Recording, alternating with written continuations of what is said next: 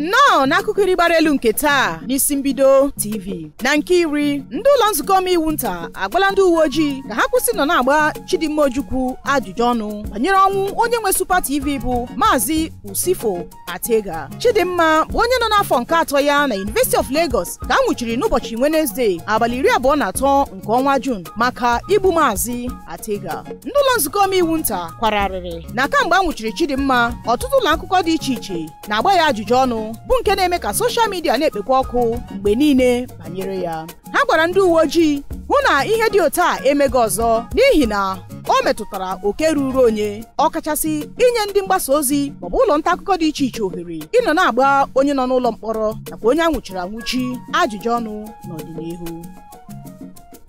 Na nke itoolu, onye minista mba Israel na-ahụ maka ihe na-eme na mba ndị ọzọ ebola ndị uwe ojii ala anyị ebo maka ịnwụchi ụmụafọ ha dị atọ n'ọnụọgụgụ bụkwa ndị na-eme ihe nchọcha n'ala Igbo.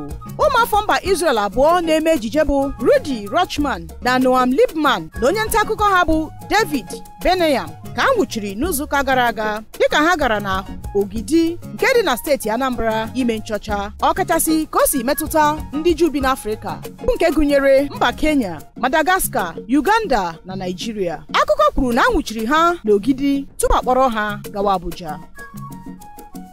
Na nke asatọ, ndị National Working Committee nke otu pati All Progressive Congress APC ekwuola na akụkọ na-efegharị ebe niile ugbu a na-amachiele aka chiburu steeti Imo n'oge gara aga bụ Rochas Okorocha bụ asị. E nwere akụkọ na APC machiri Okorocha maka isonye n'ihe ndị megidere pati ahụ, kama APC apụtala kwuo na ya bụ akụkọ bụ asị.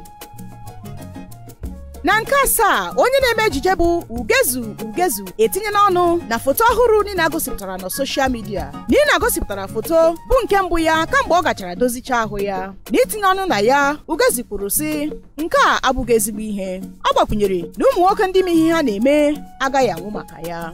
Ọtụtụ ndị mmadụ akatọọla Ugezu maka nke a bụ ebe ọ zaghachiri ha sị ọ bụrụ na ihe ọjọọ kpọọ ya ihe ọjọọ. Na nke isii, ndị Economic and Financial Crimes Commission EFCC n'aha mkpirisi anwụchiela mmadụ dị 30 n'ọnụọgụgụ bụ ndị a na-enyo enyo n'oge ha wakporo Pactonian Hotel bụ nke dị na Lekki, steeti Lagos. Akụkọ anyị nwetara bụ na ụfọdụ ndị nọ n'ụlọ oriri na nkwari ahụ gbacha ọtọ n'oge ndị EFCC nwụchiri n'ime ụlọ ha nọ. Otu onye n'ime ha n'ịkwarịrị na mwakpo a awakporo ha kwuru na ya gba ọtọ bụ ebe ọ nọrịọ EFCC ka ya yiri akwa ya. Ọ gbakwunyere sị ana m arịa ọrịa ọbara mgbali elu kama achịkọtara m onwe m n'ihi na abụghị m onye ohi. Na nke ise, onye isi nke Ghana Statistical Service bụ ọkammụta Samuel Kobina Anim nwere ọrịa mba mmụọ n'oge ọ nọ na-ekwu ekwu na telivishọn. N'ihe onyonyo na-efegharị ebe niile ugbu a, ọkammụta Anim bịara kwụsị ikwu okwu ebe ọ bịara na-atagheri ọnụ n'oge ọ na-agba ndị mmadụ okwu na telivishọn. Ndị mmadụ bịara gbatara ya ọsọ enyemaka ozugbo okwube ha kpọgara ya ụlọ ọgwụ. Ọkammụta Anim ka a họpụtara n'ọkwa ya n'afọ 2019 bụ ebe o bidoro ọrụ n'abalị mbụ nke ọnwa Maachị nke afọ ahụ. Na nke anọ, ndị uwe ojii mmadụ atọ na mmadụ abụọ ndị ọzọ atụfuola ndụ ha dịka ndị oji egbe egbu a na-amaghị ndị ha bụ wakporo Eke Agụ nke dị na Abatete Idemili North nke steeti Anambra. Dịka akụkọ anyị nwetara si kwuo, ndị oji egbe egbu a wụchiri n'obodo ahụ n'abalị Tuesday bụ ebe ha nọ na-agba egbe aghara aghara bụkwa ebe ha mụnyere ụgbọala atọ ọkụ. Ndị oji egbe egbu a tọkwara otu nwa okorobịa si Uke dịka egbe ha gbara ya ugboro na-efughị ya ahụ. Na nke atọ, e nwere nnukwute nsogbu na mba South Africa maka mkpọrọ atụrụ onye bụbụrụ onye isi ala ha n'oge gara aga bụ Jacob Zuma, ọbụladị ka ya bụ ngagharị iwe na mba ahụ banyere mkpụrụ ụbọchị nke ise ya. Ndị na-eme ngagharị iwe karịrị 30 n'ọnụọgụgụ atụfuola ndụ ha. Ndị na-eme ngagharị iwe nakwa ndị nchekwa akwalitela mgbọ n'ebe ọ dị ukwuu na mpaghara dị iche iche na mba ahụ. Ndị na-ezu ohi jikwara ohere ahụ wakpo ụlọ ahịa dị iche iche ma bukọrọ ihe ndị ha nwere ike iburu. Ndị a ji ohere ahụ zuo ohi zuru ihe ndị dịka igbe ozu, ezi dị ndụ, anụ ezi nakwa ihe ndị ọzọ aka ha nwere ike ịkpara. Ha mebikwara ọtụtụ ụlọ ahịa dị iche iche.